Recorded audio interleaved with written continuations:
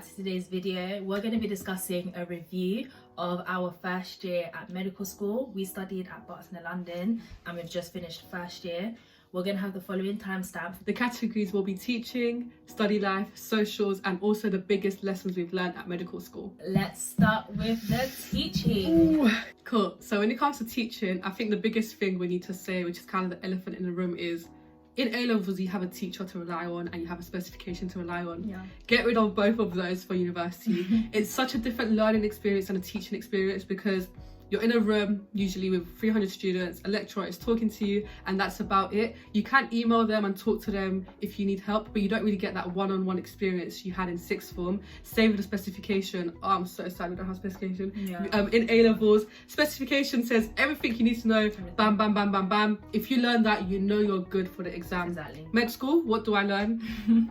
I don't know. They'll give you a lecture, but it's not really clear what you need to learn. Sometimes it is, sometimes it isn't. So it is a big learning curve that you need to pass. But I guess that's just something that comes with university in general. You don't really have that rapport with your lecturers.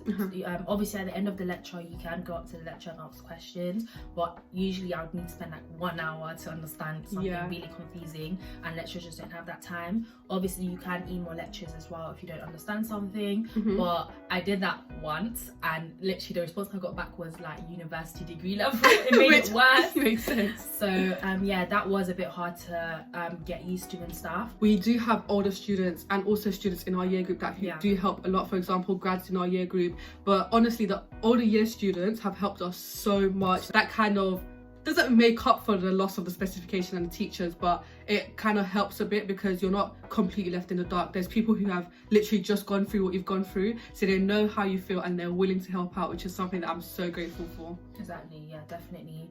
And in terms of the timetable, is medicine hard? Let's just answer that question. I think it's definitely not easy. But it's not as hard as people make it seem. Yeah, it's definitely easy, but it's not like your life is over hard. Yeah, it's not like a 9 to 5, Monday to Friday, every single day. Yes, it is. No, it's not. It does differ from medical school to medical school, definitely. But we've never had a 9 to 5 day ever. Yeah, that's true. Of course, there's like breaks in between. Yeah. But it is 9 to 5 with like 2-hour breaks inside. We've never had a 9 to 5 day. Yeah, we have. Like once a month. Oh, 9 to 5. Oh my gosh, no. No, we finished at like 3. Yeah. It's like 9 to 3 with like 2-hour breaks in between. Exactly. It's definitely not as hard as people make it seem, because I think when I went into it, I was like, okay, I know this is going to be very hard. I'm probably not going to have a social life. This is going to be difficult. A-levels part 2. That is definitely not the case. I enjoyed my first year university experience, like the teaching aspect, a lot more than I did in A-level, because A-level is so go. But this is not like that, even though there's more content to learn, which is weird, but I just didn't feel the same level of anxiety and stress. Yeah, obviously I'm not gonna lie to you, there were times of anxiety. Oh, 100%, but not the same level. I found it hard to find my feet with the medical school. I was always worried, am I doing the right thing? Am I revising properly? I felt like I always needed reassurance and validation that, Lizzie, you're doing the right thing, you're going okay. And there wasn't really anyone to give me that. I didn't have what am I going to do? A-level, AQA biology mock papers. Like I had nothing to know that I was going the right way, except for our in-course assessments, our internal exams that we had throughout the year. The formative ones, But yeah, so obviously there are going to be times of, some things are going to be difficult. Some modules you're going to hate. Times of just, stress, times of anxiety, here and there your mental health might not always be the best. But the best thing about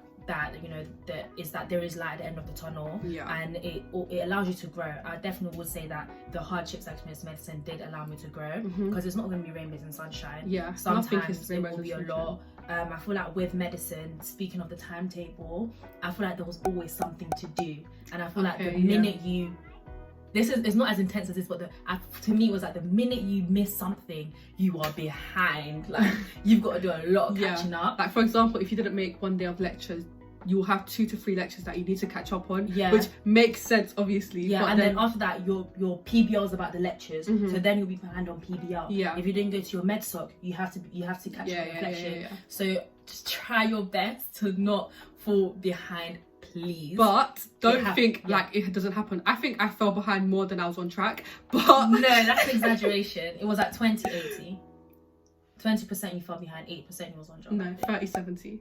Sure. But it's just about mashing the work. For example, Christmas holidays or when we had like SSCs. Again, the holidays differ for different universities, but as long as you make a plan on how to catch up, you'll be fine. It's all about, okay, taking that time away from work to calm down, then going back to it and be like, right, action plan, what am I doing, when to keep back on track. And that's what medicine is about. And something that really, really helped me was hospital placements and GP placements, because sometimes it can get boring, like Monday to Friday lectures, and it's like, oh. Like, I've never gone to a lecture and be like, oh my god, I'm so excited. Obviously, I appreciate microtubules. Okay, apart from microtubules, obviously I appreciate the education. Like, you don't understand, I appreciate free education, and I always think that we are lucky to have that education system here.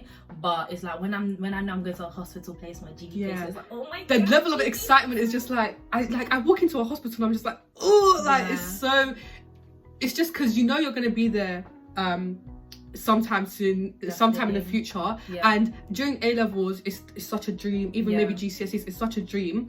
And now knowing I'm that one step closer, and then you walk into a hospital and you get taken seriously. Literally. One thing I really did like as well was definitely my PBR group and my MedSoc group. I actually love them. They were like the best people ever. Me and my PBR group, we were really not really close, but we got along really well. Good banter, and that was the same my MedSoc group. So I'm happy I had that, just because for me, I found it really hard to kind of connect with the majority of my cohorts. So I'm happy that I kind of had my PBR group and my MedSoc group to fall back on as, you know, just friends, I guess. In terms of exams, I feel like, personally, sometimes a little bit, the exams. What's the point you're gonna say? I feel like I saw a picture once. It was a Venn diagram. It was like what you learn at medical school. What is an exam? I just mean, I don't know. The hard thing is when you do revision, but you're doing revision on the wrong things. And then, but you don't know what the right things are. Exactly. And then your hard work isn't reflected in the percentage you get. That is one thing that really, really frustrates me. So upsetting. I'm not gonna lie to you. Wow. Wow. I think I just need a moment. They ask you how you are, you just have to say that you're fine. They're not really fine, but you just can't get into it because they would never understand. I'm just hoping that as time goes along, I'll just know what the right thing is. You know? Yeah, but guys, when I say, like, I've built a mentality for my medical exams, and it is, when I go in, I'm going to make it a joke for myself, because, no, you need to hear me out. I'm seeing these questions and I'm seeing words I've genuinely never seen before, and we are not people who don't revise. We revise so much. We're not people who don't take our education seriously, because obviously goal setting, blah blah blah, all of that stuff, we put a revision plan in place, and then I go into an exam and I don't recognize half the words, and I'm like, is this a joke? And then I make it into a joke so that I don't start crying in the middle of the exam. That's just like the case. You're not going to learn 100% of the content you need to learn, and that's not what's expected of you. There are people who want to do that, and if you want to, go ahead. But for me, I don't want to. I don't want it to be like A levels where all I did was work, because that just got me to such a stage where nothing else was as important as my education, which education is very important, but my mental health and my physical health and well-being also matters. So I think you need to strike a good balance. Just because it's multiple choice doesn't mean it's easier, but luckily the percentage to pass is 50%, and there's a reason why it's 50%. Complaining about medical school is really hard, because when you complain, it's kind of like, okay, but there are people that didn't get in, there are people who are fighting to get in, and then you guilt trip yourself for complaining. But then it's kind of like, you are human, and sometimes we're gonna find stuff difficult and complain. It doesn't mean you're ungrateful. So I think, just keep that in mind, that sometimes it's okay to be a bit frustrated and rant, but as long as you remain grateful for where you are, you shouldn't guilt trip yourself about it, because I always guilt tripped myself about it as well. And I think especially us, because like we make videos on the whole medicine application process and medical school, we want to give you guys as realistic insight into medical school as possible. And sometimes we feel like, you know, we don't want to sugarcoat things, but then we're like, oh, but is this us complaining? So we're like, oh, but what would we do? We don't want to make medical school look bad, but it's not making it look bad, it's showing the good and the bad. I think honesty is actually the biggest thing, because we went into medicine with some assumptions that were incorrect, because there was no one else to really clear them up for us, and we're hoping to do that for the medics that are coming in now and for the years to come. So yeah, we really hope you guys don't think we're complaining and ungrateful, because I am so grateful, and we're so grateful to be where we are, and we know we're very privileged to be where we are, but that doesn't mean here and there it doesn't get a bit hard, you know. Exactly. So in terms of motivation, I'll be honest with you, there were times where I was done. I was done. Yeah. You know, it happens. Mm-hmm. And how did I get myself back up? Okay, taking a break, always important. 100%. Taking a break, understanding that it's okay and it's always meant to happen to help me grow was also helpful as well. Like FaceTiming my friends outside London, because sometimes I missed them, especially I feel like it was hard for me to find people at uni that were, you know, my vibe. And I feel like, yes, I made friends, yes, I made acquaintances, but I didn't find those type of people until like the end of uni. So it was really important for me to always FaceTime my friends who went to university outside London and have that familiar banter and that familiarity. And and speaking to my family, spending time with my family as well was quite important. One thing that would always get to me is when I felt like I wasn't seeing my family enough, even though I commute and I live with them. So that would be when I get home, I'm revising, I leave the house early to go to uni, I get home late from the library, and that was usually exam season. That would really affect me. So I think it's important to recognize it and not fall into a trap of self-pity, but to recognize and be like, eesh, I feel bad, okay, cool, let me fix it, let me go spend time with my family a bit. So yeah, it's just about realizing and almost risk management. If it happens, it happens, just deal with it. Don't succumb into victimization. So the next category we're talking about is social life. I joined Teddy Bear Hospital. We went to hospital, play with kids, with teddy bears. So cute. Christian Union, a Bible study at Queen Mary's, netball. Anything else? SAMDA, which helps aspiring medics. ACS. So it was like 6, 7, I don't know, I can't do maths. We signed up to way more, by the way, but way everyone more. does that. And I didn't go to these things religiously, like honestly, it was like some of these religiously. Some of these things that when big events were happening or like once a month, the ones that I went to quite frequently was my Bible study at Queen Mary's, and of course netball, even though netball training never saw us because we were joke men. Yo, netball was so good though. But guys, sign up societies, like even if you're scared, just do it, because you know what, it's actually going to help you with getting more comfortable and meeting like-minded people as well. So definitely get involved, and you never know, second year you might to sign up to actually be part of the team. So yeah, I really like the societies at Barts and Queen Mary's. The myth about never having free time as a medical student at our medical school is definitely doable, because I know that in interviews they really emphasize on well-rounded medical students. They really want to know about your extracurriculars, and you're it's like, quite why? important for the university, because at the end of the day you need to be a doctor with time management and doing other things, or you're going to drive yourself crazy. Exactly.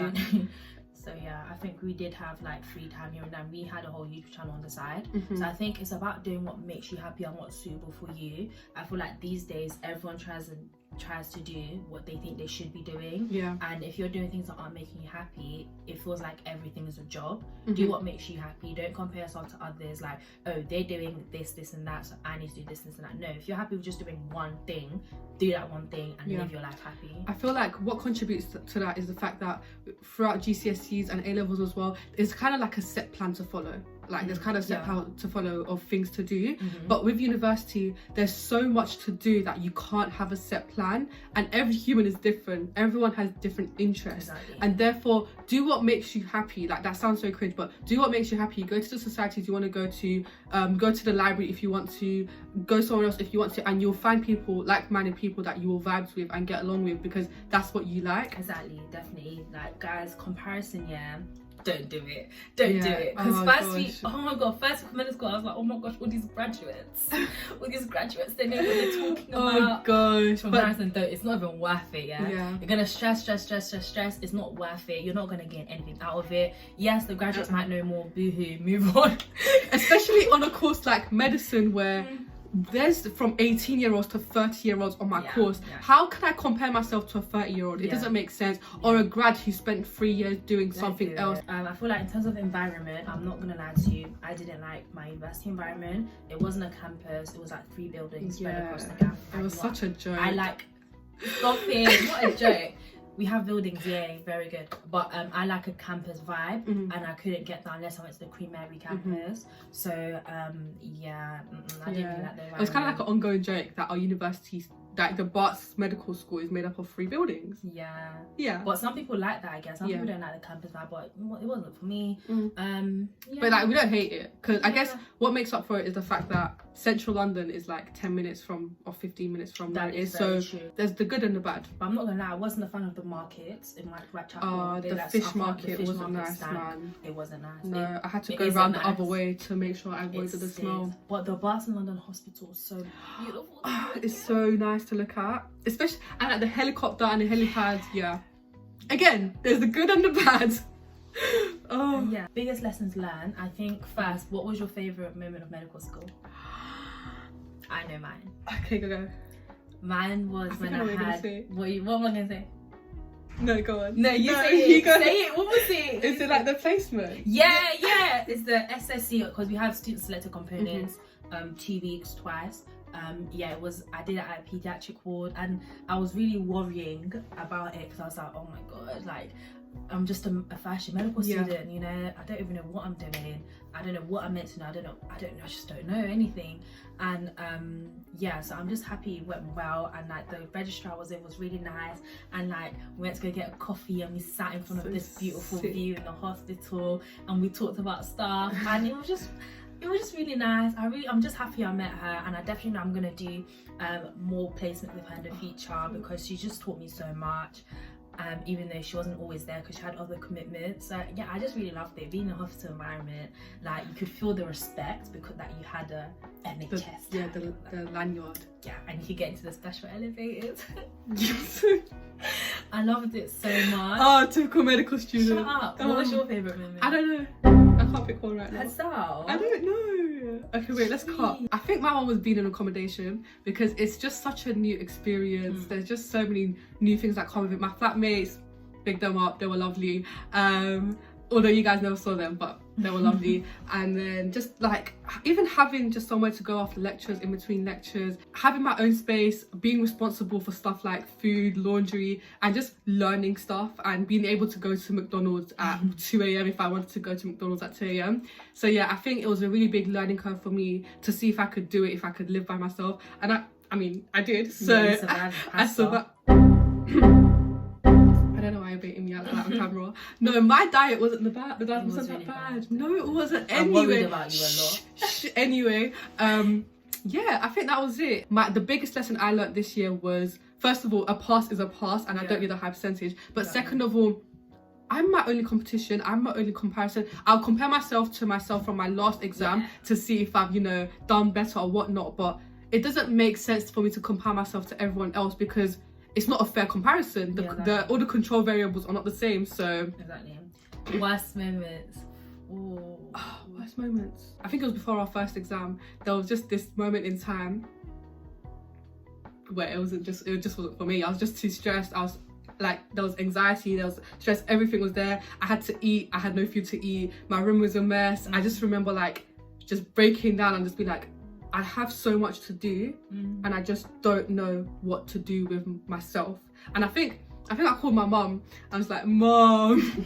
But then yeah, she made me feel better. I just FaceTime my family, and then I again put an action plan in place and realized that it's gonna be okay. I'm gonna get through it. But yeah, when I think about a bad experience in first year, that was it. I think the worst thing for me was, you know how like in sixth form we kind of had like that community vibe with our cohort, with our friends, with our acquaintances, people who weren't even our friends. Like there was just that community vibe. Even like I walk down the corridor, you're right, you know what I mean. And then I think for me it was just realizing that there's really not that community vibe here. Like I'm not saying people were mean, but it wasn't a community. I think because it's like London, we expected it to almost like just be better, just be like more more lit, more community vibe, more interaction. And I feel like this happens in most schools, but you know when people just find their group and they stick to it. I was literally gonna say that.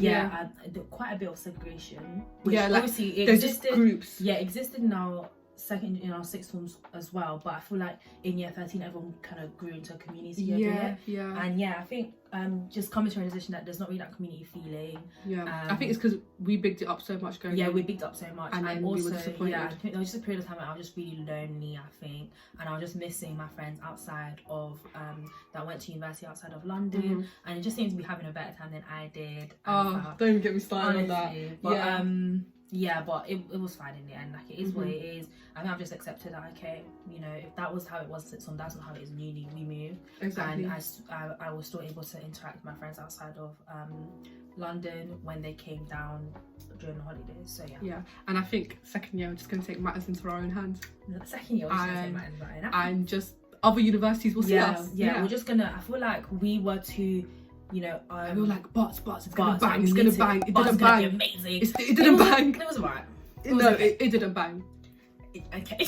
Bang. But yeah, it's just like other medical schools having a great time with us. But I think we were too focused on just networking within. Do you know what it is? Do you know what it is? I think it's because there's a big drinking culture in every university, but I feel like in my head when I think of social life at Barts, I think of drinking. It's quite heavy. For someone who doesn't want to, for someone who doesn't want to do that, it's like, okay, then what do I do? And you're just left thinking like, but it's fine. Take matters into my own hands. I feel like we're definitely going to make an effort to just not just network within Barts, but meet people at Queen Mary and other King's, medical schools Imperial, as well. Because Barts, like, the energy is just a bit deflated, isn't it? A bit diluted.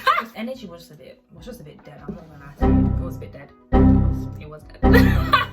But of course, we're very grateful we got in. Exactly. Yeah, we are. You know what? I wouldn't change it. I don't dislike it that much. That it's like, I regret it. It is what it is. Like, everything is a learning experience. If that's medical, it is what it is. I'm happy. I'm doing medicine, and I know that now that I've recognized that, in fact, share that it's too much drinking culture and a bit of diluted energy. I'm just gonna network with people outside my university, outside of my cohort, build our connections outside of just Barts. Exactly. And if people in my cohort watch this and hate me, like, some of you are like, it wasn't everybody. You want people to come DM us? No, it wasn't everybody. I'm just being honest. Like, the banter, dead. Okay, it's like, it's not everybody, but when there's a good group of people, they just get diluted by the bigger group of people who are just that dead. But everyone has a different definition of dead, because everyone has different interests. And you know what? Maybe we're wrong. Yeah, don't think we are, but maybe we're wrong. Maybe people think we're dead. Maybe. But when I say dead, it just means that your energy's a bit low. You're not really funny. You're just there. A bit. You're just. And you know when you want to bounce off of this character. Yeah, you know when you're trying to bounce off of someone's energy, but there's nothing to bounce off of. There's nothing to bounce off of. It's like those bouncy balls, but when you bounce it, it doesn't bounce back. Yeah. It's just like you throw the one and it's just flat. We're doing a lot of analogies. Yeah. But obviously that the people I did meet, amazing. People I became friends with, amazing. And I didn't meet everybody, so like I said, I'm not generalizing the whole cohort, but it's the way that certain people came across, and I'm just thinking of people now. Anywho, okay, cool. Thank you very, very much for watching this video, guys. It's been a bit of a ramble, but this is just a bit of shade, but we'll be honest. A bit of shade is necessary. But yeah, thank you so much for watching. Really hope you enjoyed it. See you guys. Okay, see you guys in our next video. Bye. We're gonna get started with this video. We are. Oh well.